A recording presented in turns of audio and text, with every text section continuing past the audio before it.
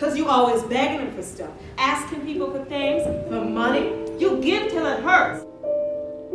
Many people sort of have a very old-fashioned view of Juilliard as a kind of, keeper of the traditional flame, and they think of, violinists and pianists sitting in their practice room practicing Mozart and Brahms for a million hours. That still happens, and that should always happen, but there's a lot of new work going on here. There are very few occasions when actors, dancers, and musicians really get to be together. One way to get at that problem was to look at new work in all three divisions. So I devised a series we call Juilliard First Look, which is a chance to see work which is just budding at the school. Some of it's very early in its growth, some of it's almost fully grown, but in every case there's always a collaboration between the creators and the performers. The work that choreographers and dancers do, playwrights and actors do, composers and musicians do, is different in some ways and similar in some ways. So the playwrights are getting used to the kind of churn of talent, the kind of changeover of talent that they'll be experiencing, and of course they're getting to see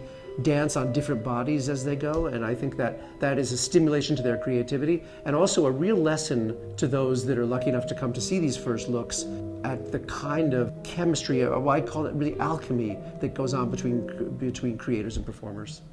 I think what happened was I had an idea of what the play was, and I've noticed every play I write, when I start, I have an idea of what it is, and in the reading of it, it begins to tell me what it wants to be. There's enormous creativity at Juilliard in dance, drama, and music. A lot of it's going on behind closed doors. And of course, there's a time when creators need that protection of a safe, private environment. But we want to catch them just when the private is beginning to become public, so that we can begin to share with the Juilliard community and with the larger New York City community the amazing creativity that happens in this building on a daily basis.